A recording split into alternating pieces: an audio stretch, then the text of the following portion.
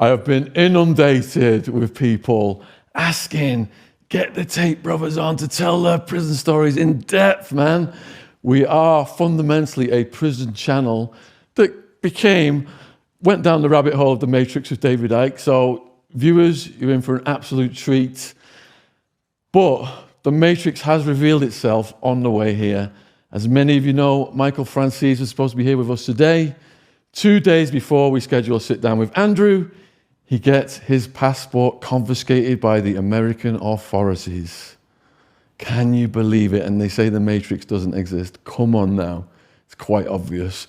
Before we get into the prison stuff and the rest of the stories, huge thank you first to Andrew, because it was only yesterday, he got put back inside for a day.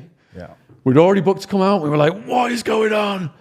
And he must be hectic right now, and he's kindly come down here, spent this time with us, so hugely appreciate it, man. Thank you. No, thank you for having me. Yeah, I got out of jail 21 hours ago on my second visit. And very interesting what you say about Michael. I'm praying for him, because anyone who believes the Matrix doesn't exist just simply hasn't got high enough yet. I often compare it to, but it's like a fishbowl, right? You have people living inside of the fish tank, and they're swimming around talking about how free they are. And they say, I can see in all directions and I don't see any walls and I'm free. And I'm sure that's true unless you try and swim too far. And then you're going to start bouncing up against glass walls. And you're going to realize that there are control mechanisms that are designed to prevent people from learning too much or saying too much or having too much unless you are controlled to some degree. And I guess that's a simple way of explaining it, the Matrix as a whole.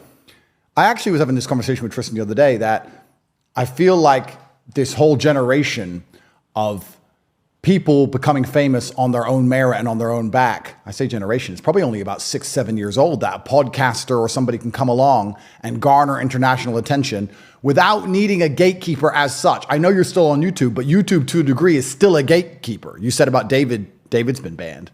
I've been banned. I hope you survive for as long as possible, my friend. I was banned twice after covering that story. Well, there you go.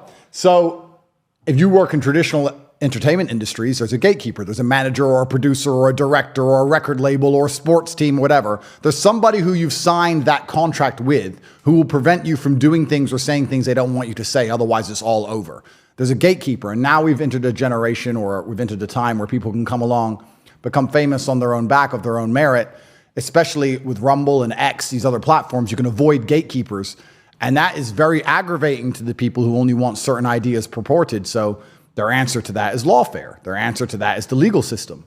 They say, okay, well, this person's talking too much and there's no manager we can call to make sure he shuts up.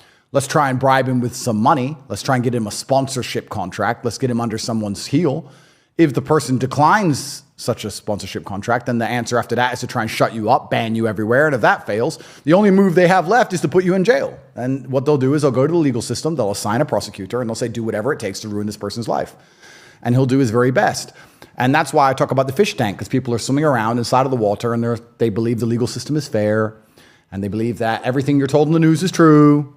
And that there's no reason for the Matrix to exist. Why would it exist? Why would there be this big collusion to try and prevent certain ideas being released to the public? I've never experienced any of these things. Well, that's because you're being a good little fish. You're inside of the bowl.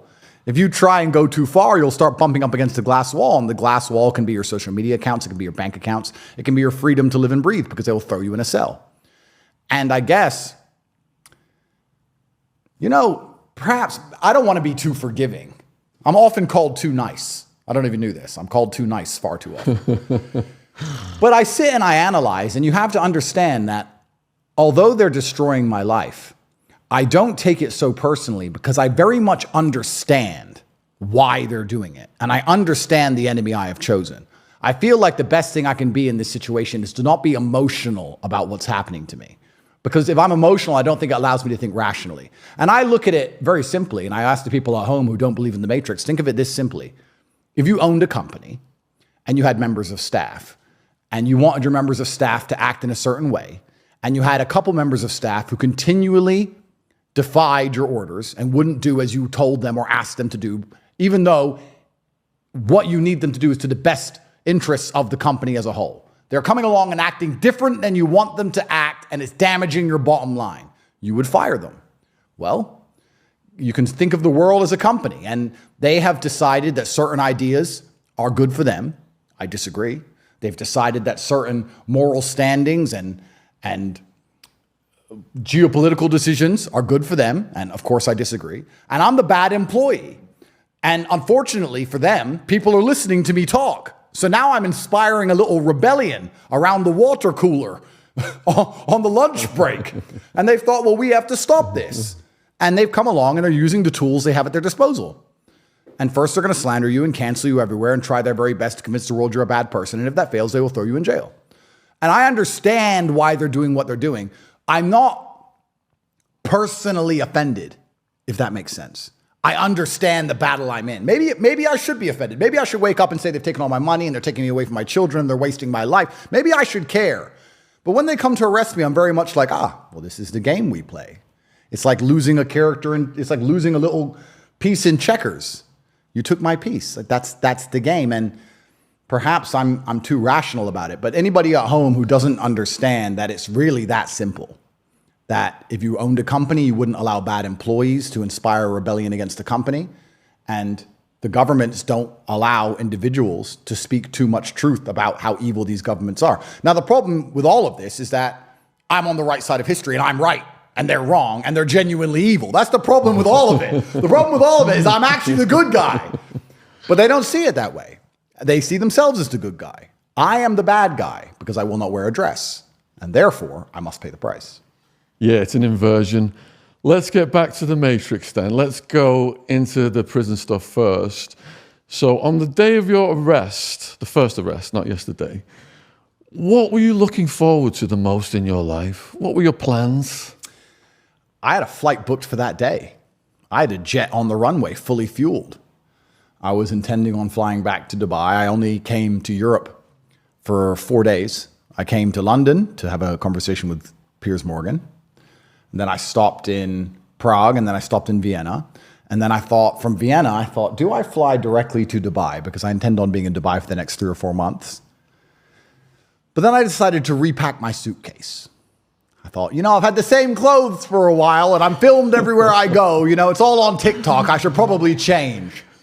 So I flew and I landed here at 7 p.m. and my intention was to take off at 10 a.m. I landed, I packed my bag, I went to bed, and then at 5 a.m., friends came to visit me, and that was the beginning of a saga which is going on for 2 years now. I've not left this country. I've only recently been able to leave this city. I've been under some form of arrest for 422 days, I believe. Let's suspend that moment, because when the SWAT team came for me, I had all these plans. We were going to move to California, in Arizona, all this stuff.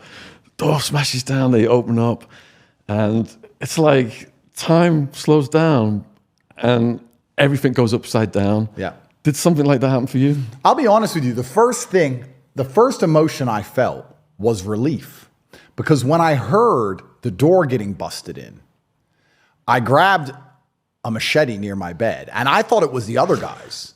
I thought it was the other team of enemies, because anybody who reaches a certain echelon of life, you have two enemies. You have the law and you have the other team, right? They're opposite teams. You're in a web and there's two spiders. So I thought it was the Albanians or something. So when I first saw police, for a fraction of a second, I was like, oh, thank God it's only the cops. No big deal. So they started waving guns around and being overly aggressive. And I was like, all right, okay, calm down. What's this all about? And they weren't very forthcoming. The first word the police officer said to me is, "Where is your Bugatti?" First word. It's like, why do you care where my Bugatti is? Because they wanted to seize the Bugatti. Almost as if this whole thing was financially motivated, which would be pretty interesting. I was actually speaking to one of my friends the other day. I was saying this to somebody. I was saying, I wonder if governments are astute enough to look at somebody with a bunch of money and think, you know what? You know who will definitely not use any kind of international loopholes or international business banking or be clever with their accounting? You know who will just pay their 50% tax on time? Their lawyers. If we screw this guy with $1 million a month in legal fees, we get $500,000 a month. So let's just tie him up with this shit for 4 years. I wonder if they actually think that way. We can get PC Plod and give him, he's on 33 grand a year. We can make him file some papers and mess with this guy, and we can get $500,000 a month out of this dude. And they don't care whether you're guilty, innocent. They're uninterested. I don't know if they ever operate that way or think of it that way, but I think it literally can come down to that. Okay.